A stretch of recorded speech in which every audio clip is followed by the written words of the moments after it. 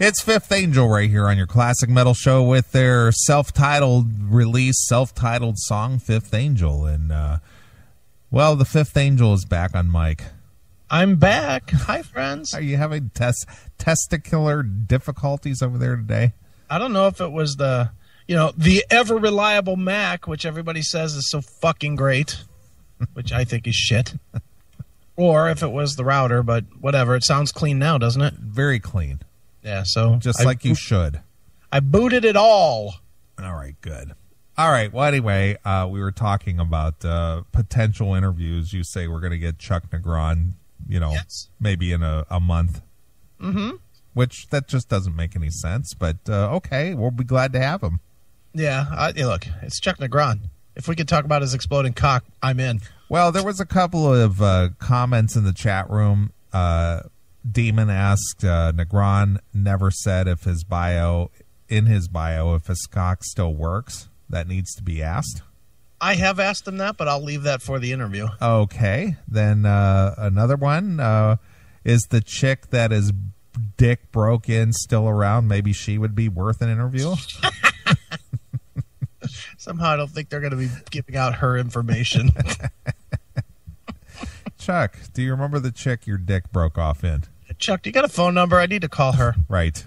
I'm an investigative reporter. Do you think she'd be up for an interview? I don't think so. Chuck, do you think she'd be up for an interview? Yeah, Chuck, would she mind talking about your dick bleeding all up in her? So great. Oh, boy. Can't wait. Yeah, no, we got a lot of good interviews coming up. I heard down the pike here we're supposed to have David Ellefson. David Ellefson of Megadeth is going to be coming on to talk about, two different books I think that he has out? Like one that he wrote and put out himself and one that him and Joe MacGyver wrote together? Yeah. Joe MacGyver is kind of making a name for himself, isn't he? Joel's a player, man. Yeah, he is. I mean, we knew him. We could say we knew him all the way back when, But yeah, Joel's a player and a good dude, and we're definitely friends of Joel. Sure. Don't agree with him on anything he says, but we do love Joel. Well, he is English after all. Exactly. He's a limey piece of shit, but do love Joel to death. And Joel as well is going to be coming on the show. Oh, really? What's he got to talk about? Several book projects. One of them, the Ellefson book. Probably that's the primary one that we're going to talk to him about is the Ellefson book, which I think comes out in October. So we'll definitely be having him and Ellefson on at the same time.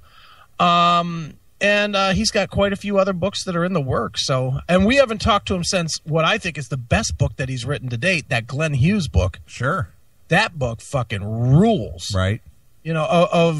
That's a book I only have it on ebook. I'll see if I can't forward it to you to read if you want to read it on ebook. But that I literally, it's a thick book and I read it in about 3 days. It is really good. Nice. Now, why? And again, maybe you don't know the answer, but this Joel MacGyver obviously can bang out these books, pretty quickly, pretty regularly. Uh-huh. Do you think he goes through the same scrutiny in his books that you've been going through with your book? Yes, absolutely I do. So is this his full-time job? Yeah, that's what he does. So he actually makes money from his writing?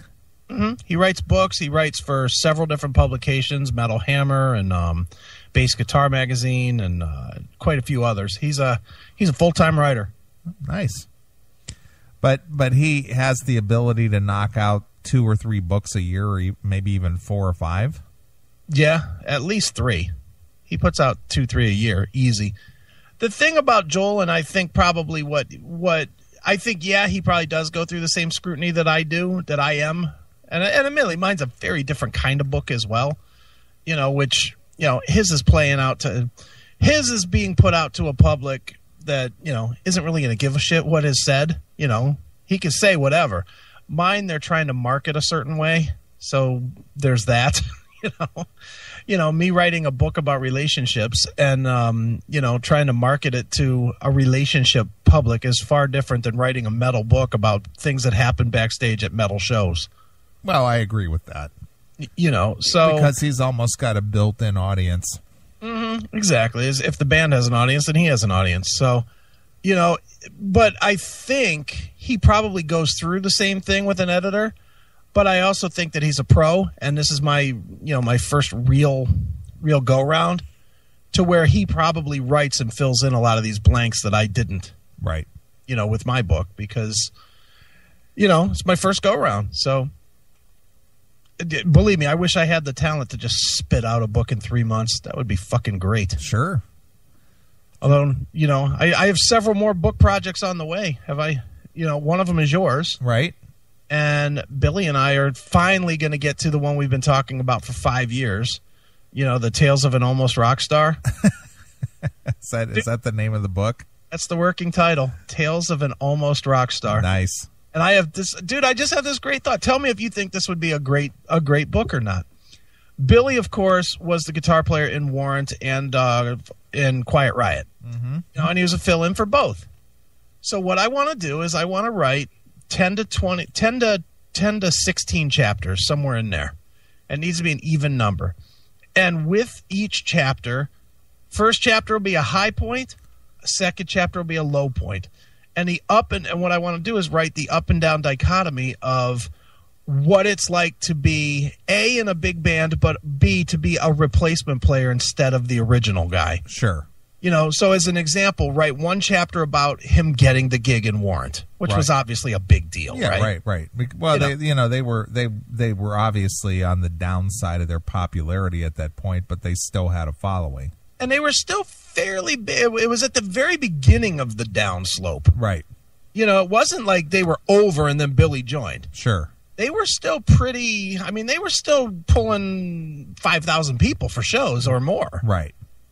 So Billy jumped in at an interesting time, but I want to write a whole chapter about that, joining Warrant and what that was like, and the phone call and the come and meet the guys and all that stuff that had to be exciting, and then I want to write the story about how he just got thrown out of the band just for no other reason than the other guys came back. Right. So that all his work, all his production work, everything, the songs that he wrote with Janie, everything that kept the band alive, get out.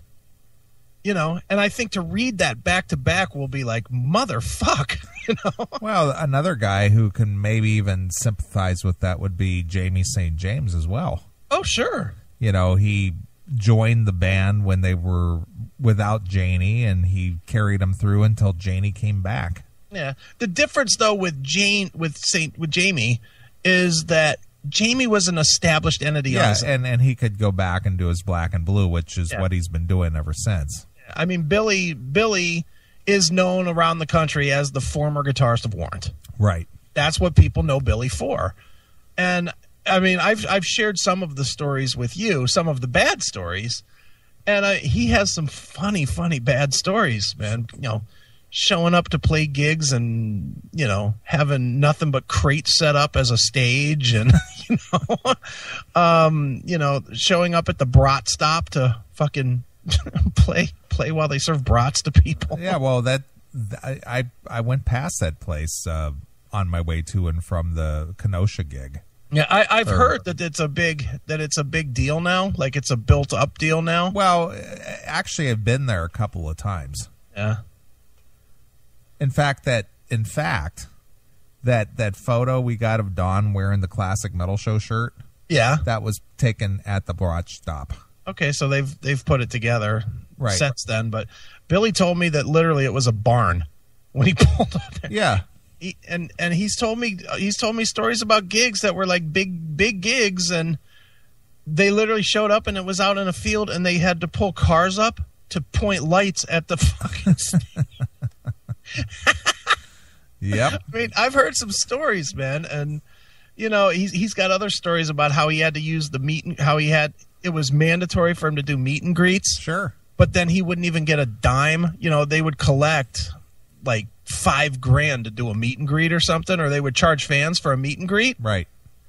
And then they wouldn't even pay Billy, a dime a signature. Nice.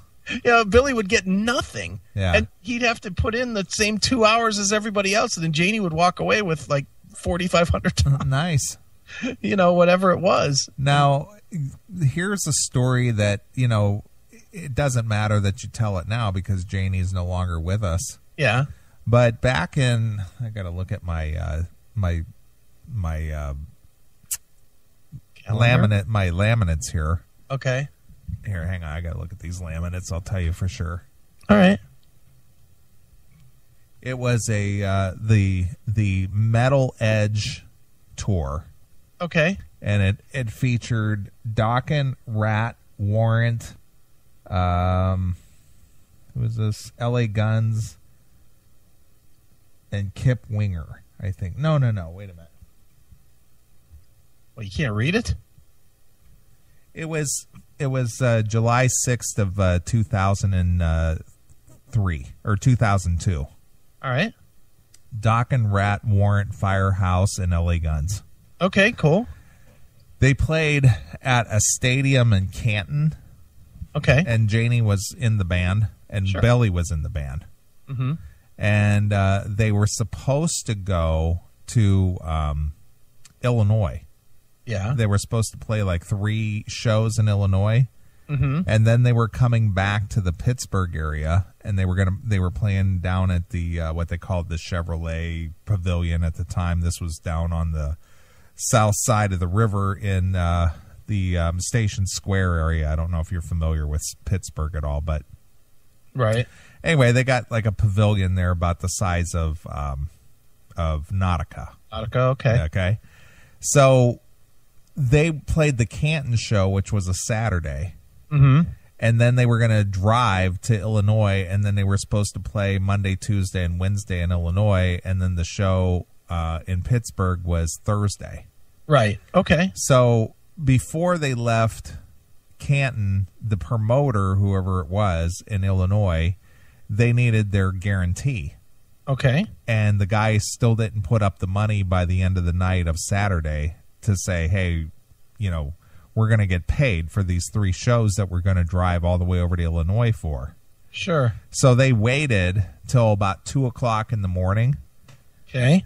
to find out if this promoter guy was going to put up their guarantee before they made the trip. All right. Well, LA Guns, when this was the original LA Guns, when Tracy was still in the band, Mm-hmm. they did not wait for the rest like the rest of the bands did. Okay. And they just took off. They went to Illinois. Oh, nice. And the rest of the tour did not go because the promoter didn't put the money up. Sure. So they went straight from Canton to Pittsburgh, which is only 90 miles. Right. Sure. Well, they basically stayed in Pittsburgh for 3 days.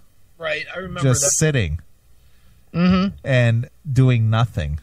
Sure. Hanging out. That's it. So I went over there for 2 days. I went over there on Tuesday, or was it? Yeah, Wednesday. Tuesday. I went down there Tuesday and Wednesday and saw the show Thursday and came home. Okay.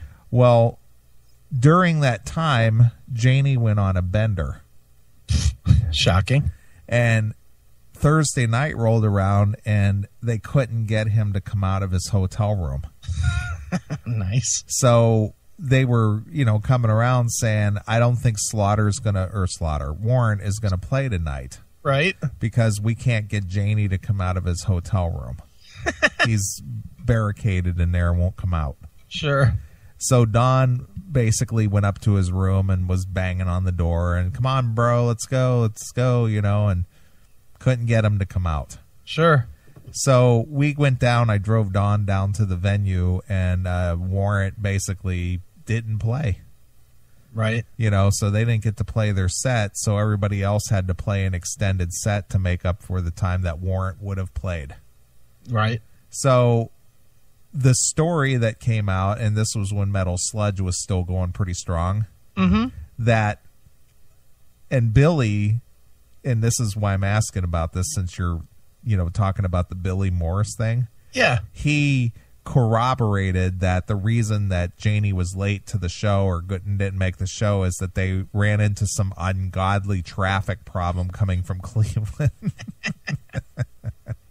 I have heard this story. Yeah. So going back, over what 11, 12 years ago. Yeah. I am the one who blew the whistle on it to Metal Sludge.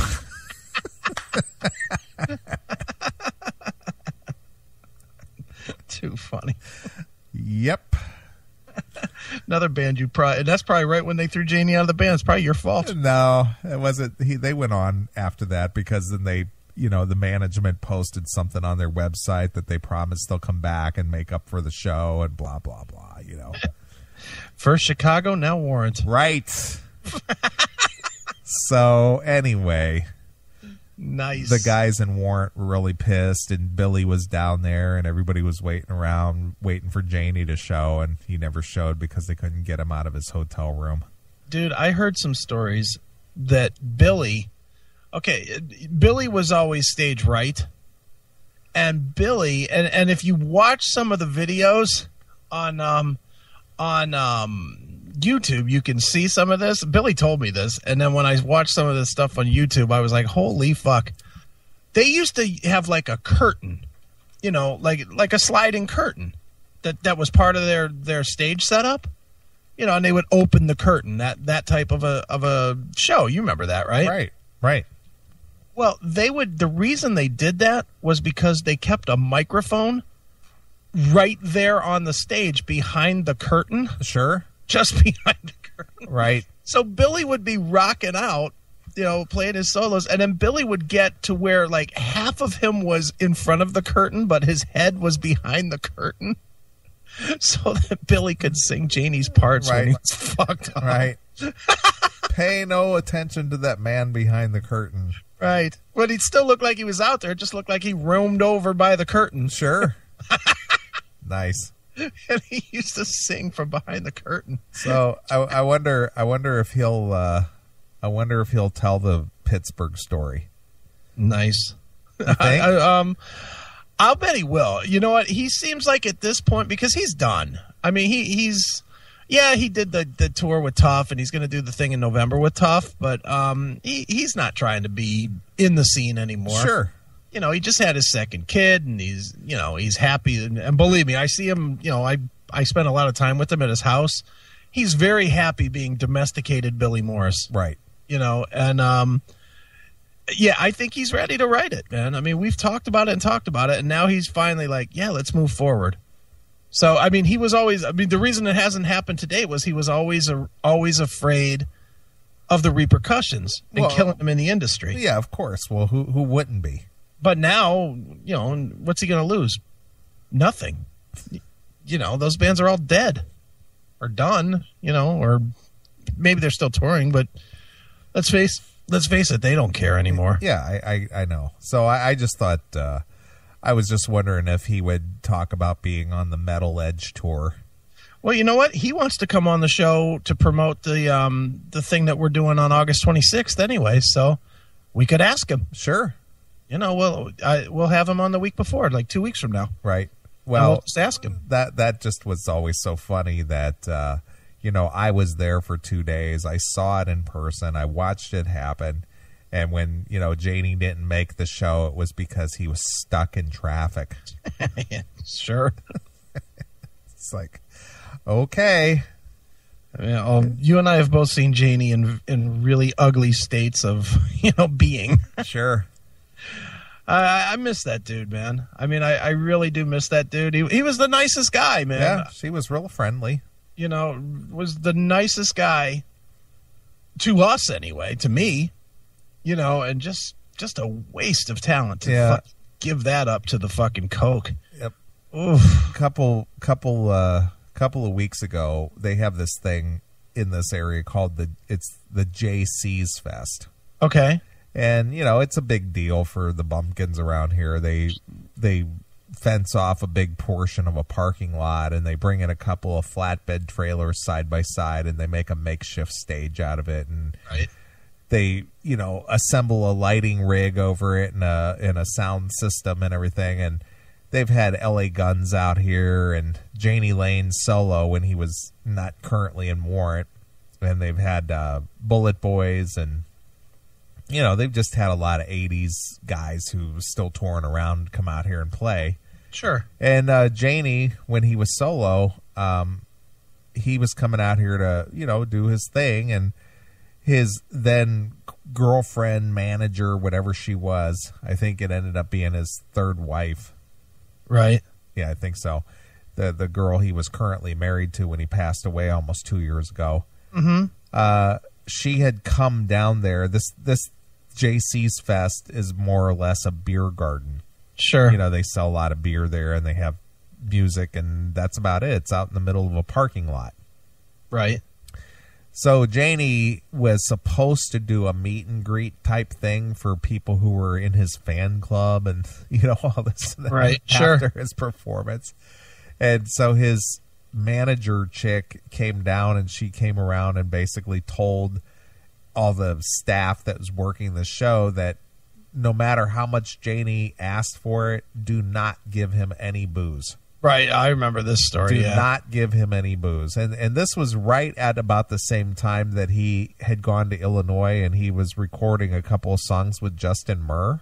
Right. Sure. And Justin couldn't get him to, come into the studio, and he said he just rode the elevator up and down and stuff at the hotel. And, right. He just couldn't get him to do anything. Right. And so anyway, he came down to the venue, or, the makeshift venue. And I guess he was asking, everybody there to get him something. Right. And nobody had anything to give him. Well, this part of the parking lot was at a grocery store. Oh, God. And he left the backstage area, apparently went to the grocery store, bought a whole, a magnum of wine.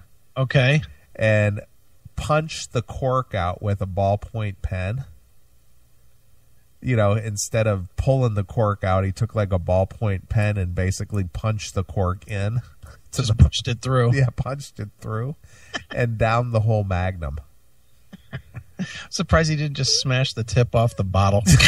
Well, he drank the whole magnum before his performance, and by the time the wine kicked in and his performance was over, he was completely shit-faced to where he barely finished his set, and then he didn't do the meet and greet because he was just too wasted. And they just basically put him in the shuttle van and took him away. Sounds like me last week on the show. So, anyway, another Janie story. Did you realize how hammered I was at the end of the show last week? I knew you were kind of, hitting it kind of hard. Dude, I don't know what happened, but I just got... What I think it was that you did those 2 interviews that were long, and I had a lot of free time. So I punched down a 12er of beers and then went to wine. And I drank it. My friend Matt gave me a couple of bottles of this wine that's pretty abysmal. This Sutter Home. Whatever. Yeah. Whatever. Garbage. It tastes awful. But as we were doing the show, so I drank a 12-pack in 2 hours, and then hit this wine, and then just drank a whole bottle of the wine, and then half of another bottle. Wow, look at you. I was pounding drinks last for week. being so abysmal in tasting, you didn't have any problem downing a bottle and a half? No, not at all. I like the buzz. That's why tonight, no drinks. Right. Look at your buddy Dom in the chat room busting your balls. Oh, I know. Whatever. Sure, right, okay. I get it. What am I supposed to say? He's busting your balls, man. Yeah, it's fine. I love when people bring this up, and it does come up often. And certainly, absolutely is my word. I'll give that to Psycho Postman and Nathan from Kentucky. That's my transition phrase or word. Right. And right's another one. But you have to have those. Well, you got to have an acknowledgement, like you're listening. Yeah, I'm listening to you. I'm acknowledging what you just said. Exactly. Because if you don't, then what are you doing? It's not a conversation. Yeah. Well, the thing is that for most people in the chat room, not one person has ever done an interview in their life. No. Well, Dom. Well, I said for most people. Right, I said. Sure. And I mean, it definitely is. You have to have transitional words, and you have to keep letting them know that you're listening, because if they don't feel like they're listening, that if they feel like you're bored, then they cut off their answer. Right? Yeah, right. Absolutely. Yep. Sure. Yep, sure. So I don't care. Go ahead. Pound on me all you want. Look at Dom. Minus sounds good. That's another good one, too. Sounds good. Sounds good. Yeah. Absolutely. That's great. What's it like? Natalie. What's it like? What comes to mind? What comes to mind? Right. See, I just did it. Right. There, of course. Yep. It's transitional. People can say whatever they want. I don't give a fuck. I will challenge anybody in that chat room, except for Dom, to sit here in this chair for 6 hours and do what we do. Yeah. Bring it. Bring it on. Bring it on. It's not always easy. Nope. Although I guarantee you, if I had Angel sitting on my lap for 6 hours, she could do the show. I don't know. It sounded a whole lot like, Probably wouldn't sound a whole lot like the show we're doing now. There wouldn't be a lot of conversation. Yeah, right. You know, just conversation be like, all right, now lick my balls. Sure. Nice. Look at Otto Claver says, yeah, I could do it. Bring it. Oh, he said, no way I could do it. Okay, sorry. I read that wrong. No way I could do it. It's hard as hell to keep yapping for hours unless you have great chemistry. That is true, Dom. You should know that with your former co-host. Damn, Neeley. That wasn't very nice. Who said I was nice? He does a fantastic job with Michael. Dude, that guy, I'm looking forward to doing that broadcast. Just with Michael there, that fucking guy is funny. He makes me laugh. And you know, that's hard to do. Look at Demon. Needly said lap. He meant face. Wow.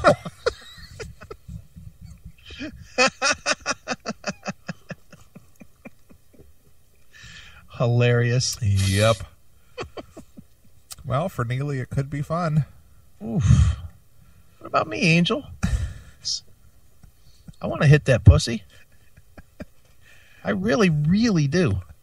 That's like being just blatantly blunt about it. I'd like to make love to you passionately. Nice.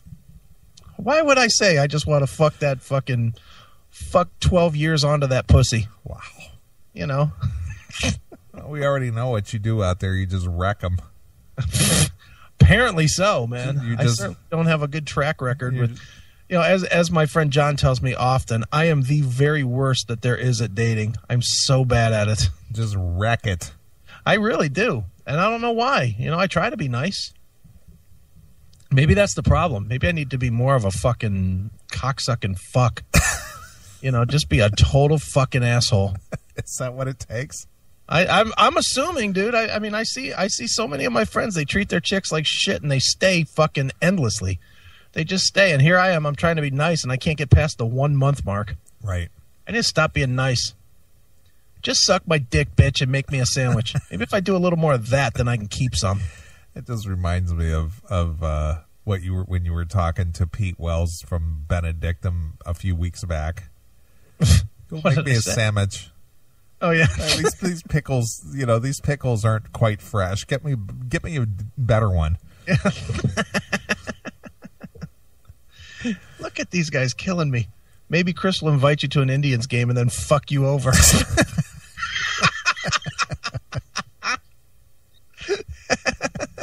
Beautiful. The worst part is when I do that, if I go to the Indians game, then I'll lose my shoes at the fucking game. There you go. God damn it, I've had a year of fucking stupidness in dating, haven't I? Yeah, God damn. Look at Jackal, metal before pussy. Oh, I'm with him there. I used to doubt that thought, but now I'm with him on that. Definitely metal before pussy. Right. And the pussy I'm finding, just about anything before it. Good Lord. Look at Angel. What? Make love sounds pretty stupid. I want a guy to fuck me. Wow. Wow. Yeah. Well, you know what though? I get that. I know quite a few chicks that are like that, man, that are actually, they don't want this fucking archaic, fake bullshit. I get it, but still, it's just amazing the stuff that she says. I like it. Look, she gets hotter by the minute. And not just from looking at her fucking dirty pictures. I mean, dude, when she says stuff like that, tell me you don't want to marry her.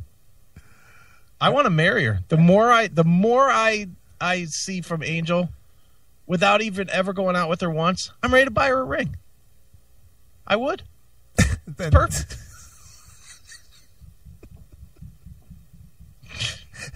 Then I can make bitchy Facebook posts.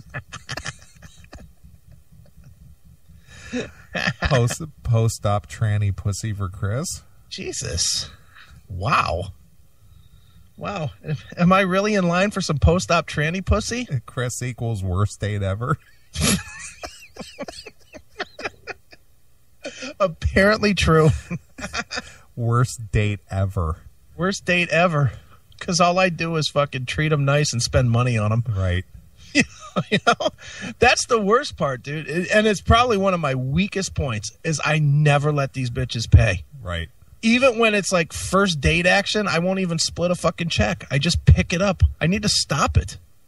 Because clearly I'm setting a bad precedent. I mean, you do that, don't you? Or do you fucking split checks and stuff? Oh, no. I've never done that. I've never done it in my life. And here we are, two guys without chicks, so maybe that's our problem. Well, I do it out of choice. I mean, you know as well as I do that if I snap my fingers, I could, have one or two today if I wanted one.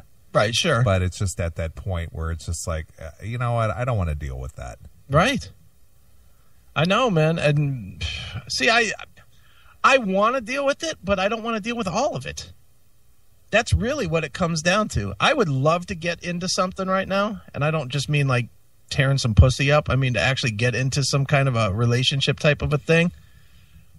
But man, oh man, as soon as they turn fucking nutball, then I fucking can't take them. And they all seem to. Well, I was having a discussion this week just about that with Explain Me Guy. Just rub one out and call it a day and watch Sharknado. God damn it, Dominic. That's funny. Jesus.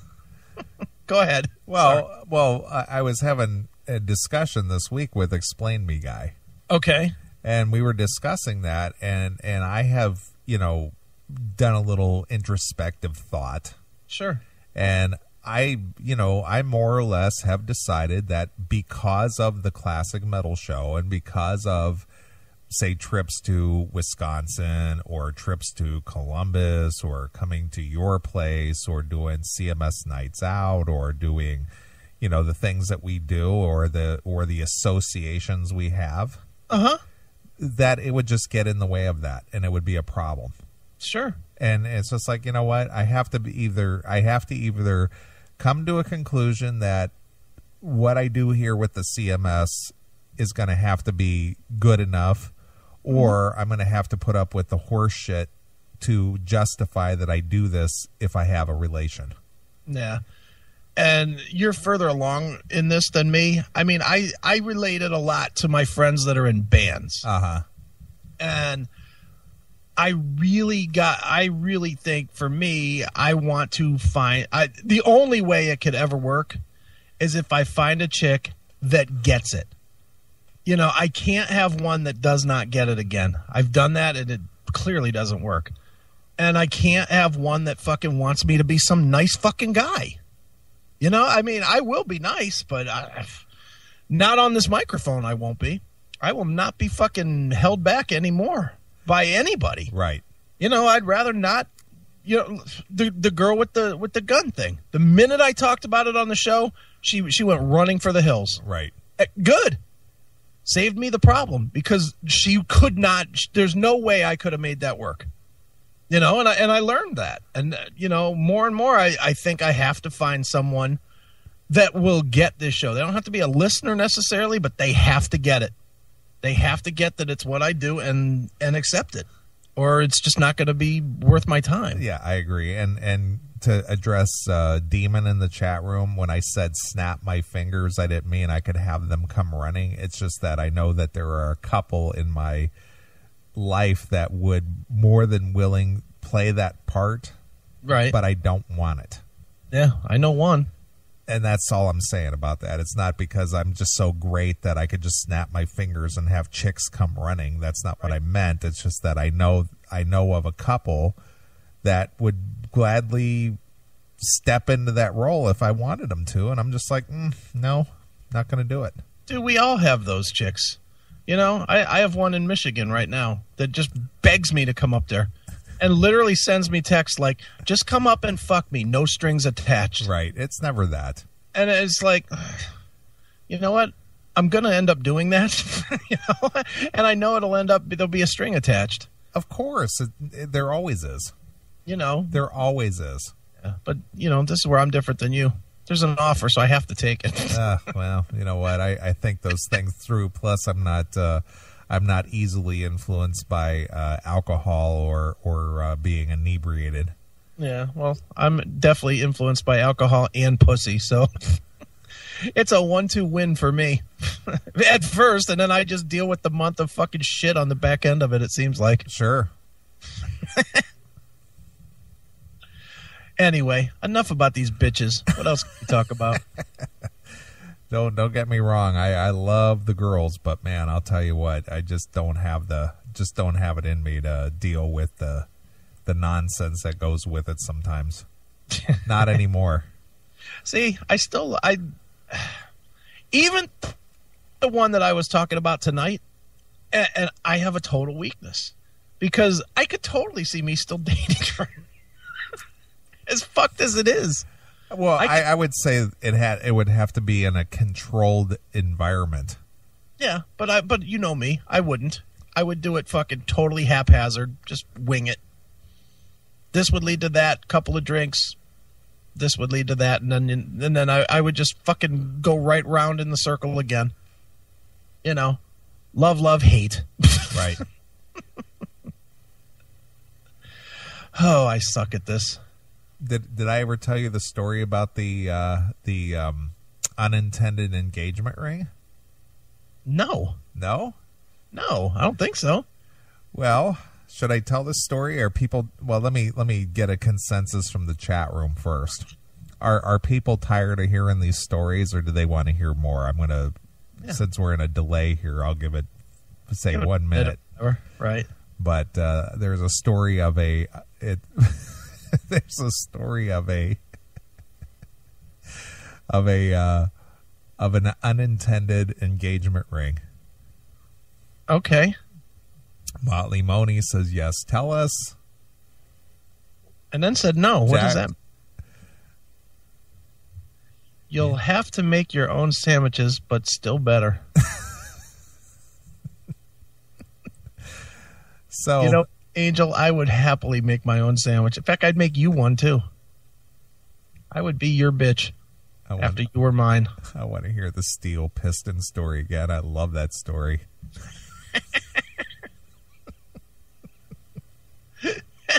Steel piston. Steel piston. Was it hidden in the salad?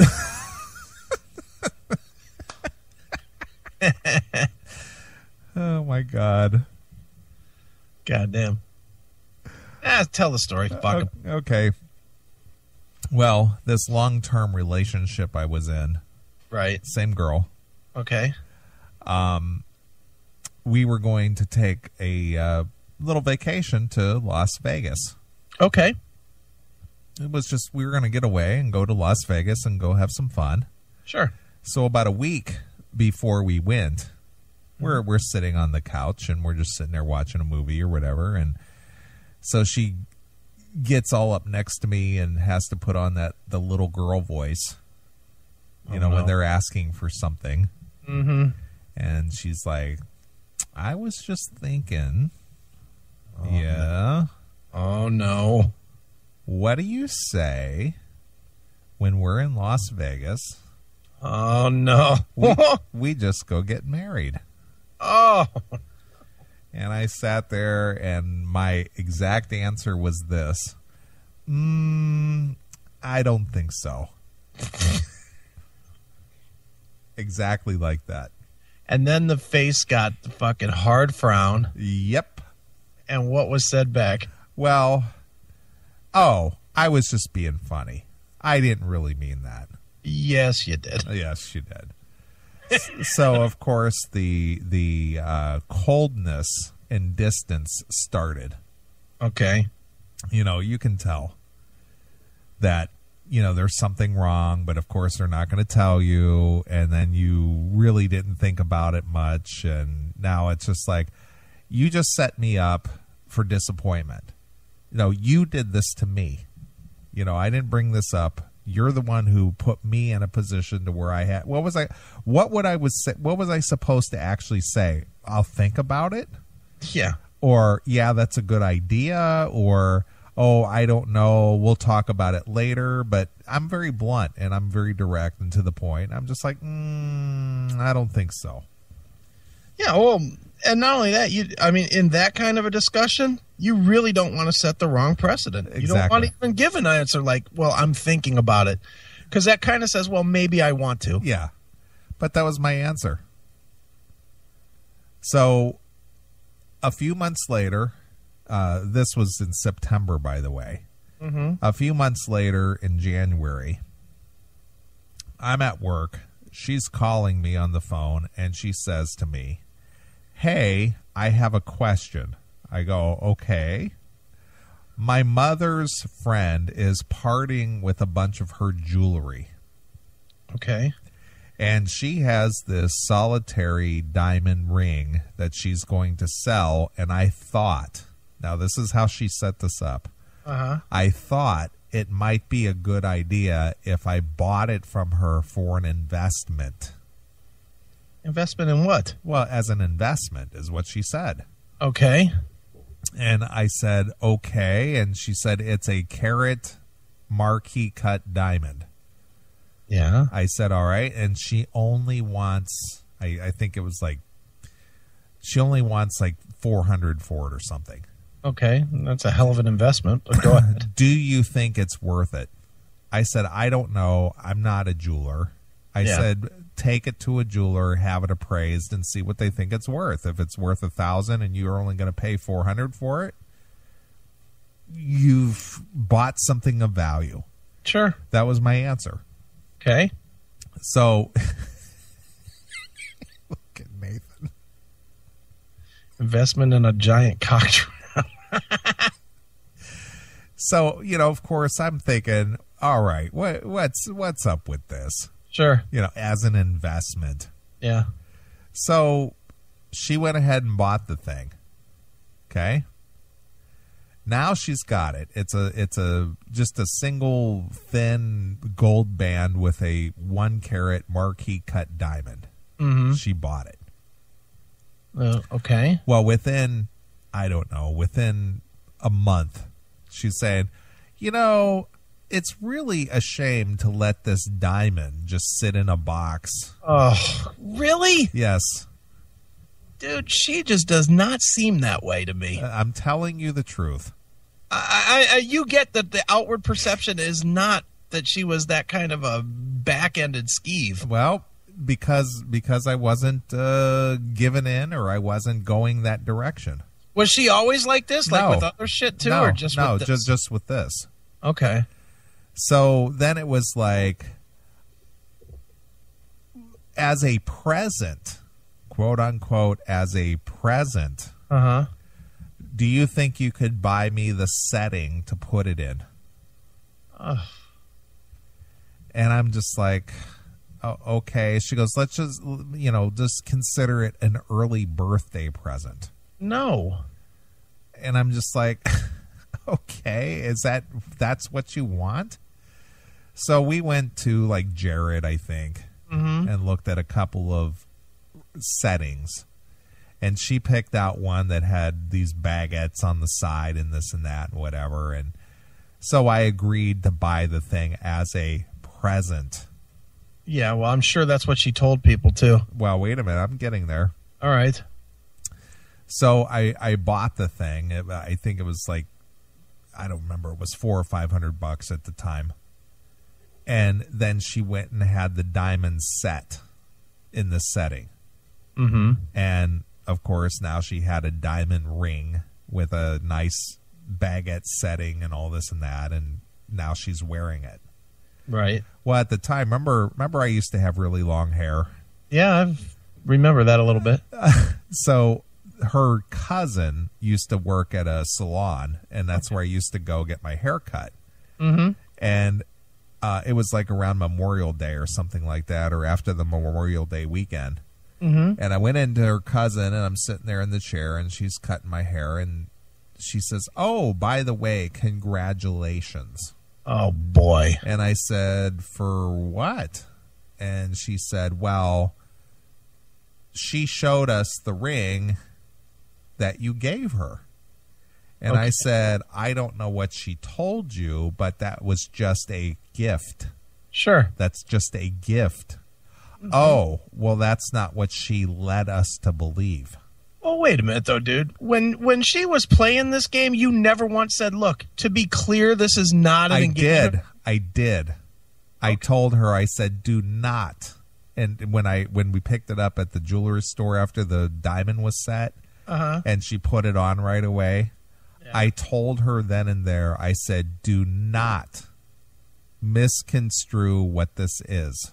Okay. And I told her that. But she just did anyway. She did anyway. And so it went from there that, and that's when I found out is because her cousin told me. Yeah. Oh, by the way, congratulations. Yeah, really. And I'm just like, for what? Oh, well, she showed us. I said, "Showed you what?" Well, at the Memorial Day weekend party, she was showing everybody. Right. Oh. I said, "Well, I don't know what she told you, but that was just a gift. That was a present. It wasn't anything other than that." Right. And, of course, that went bad. And that was, like, right around the same time as the whole house deal and everything. You're lucky you're not trapped in a hole in her basement.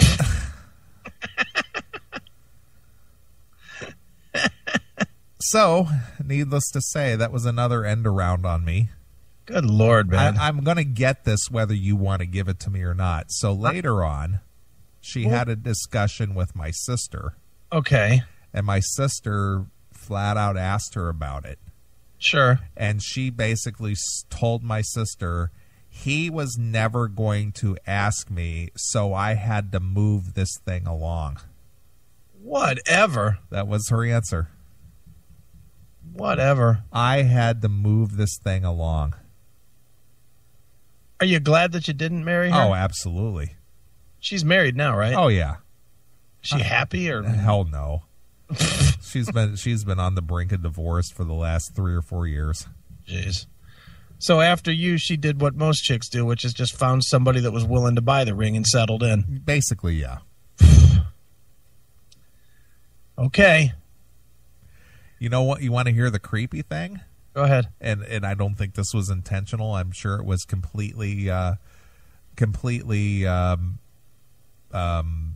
coincidental.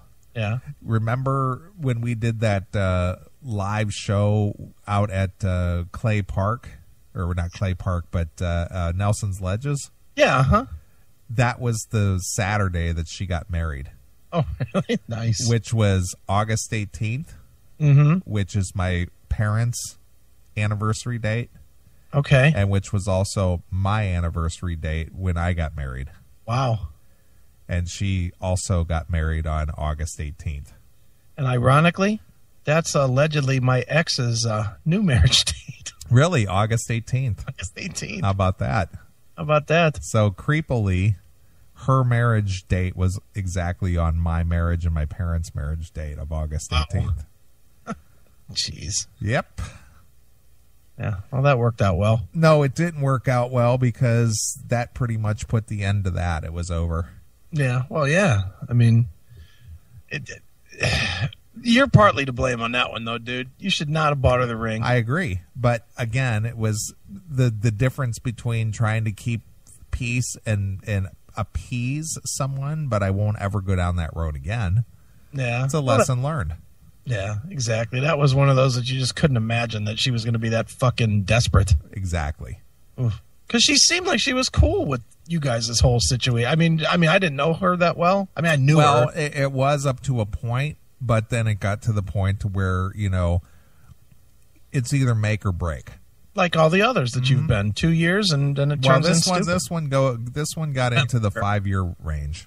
But still, it's the same scenario. I mean, I've seen it with 2 other different chicks with you. Sure. Go 2 years, and all of a sudden they fucking lose their goddamn mind. Exactly. At least you get 2 years. I get a month. But the thing is they all go settle for something that they're miserable with. Yeah. Well, yeah. They want it so bad, then they go out and find it and get it, and then they wish they hadn't. Yeah. Yeah. It's true, man. Mm-hmm. It's very true. So, I don't know. Chicks. Yep. Why do we bother? I don't know. Because pussy feels good. Let's just call it the way it is. That's why we bother. Sure. I mean, face it. Any guy that's independent in their life, right? If there wasn't pussy, would have no need at all for a chick. Right. I mean, honestly.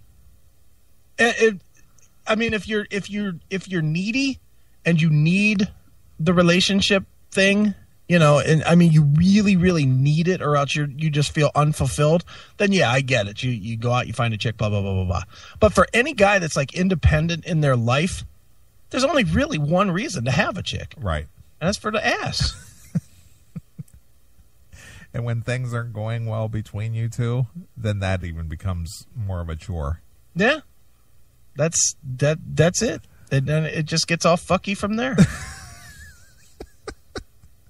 You know I'm right. Right. Believe me, it only took me a year to get this hardened to this shit. Sure. You know, because I am ultimately an independent dude. Right. And I just don't need all that horse shit. I agree. You know, oof. God. You need pussy. You're needy.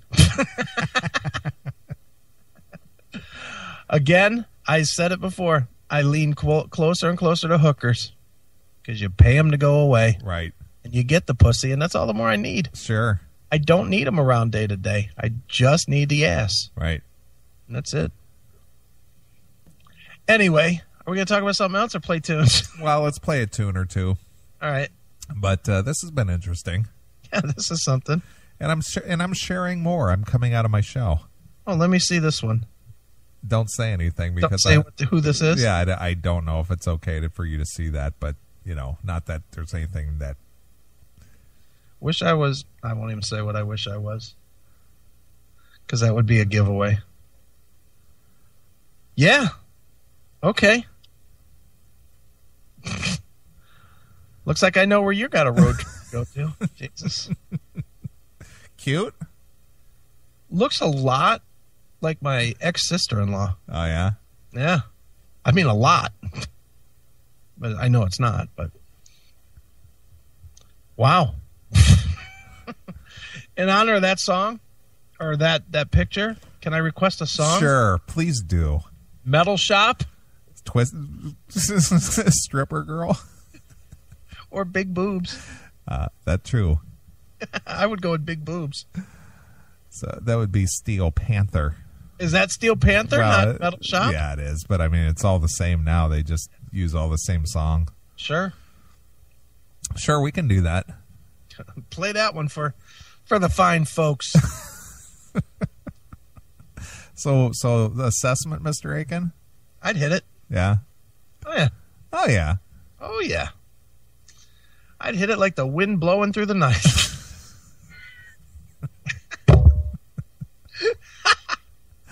Nice. All right, that's inside, but okay. Right. Well, strangely enough, yeah, they actually have a tune on their Feel the Steel. Yeah. Girl from Oklahoma. Why don't you play that one? Why don't you play that one? Strangely enough. Then let's go with that one. How odd is that? It's a tribute It is. from Neeley to you, sweetie. Right. I just thought I'd share that, though.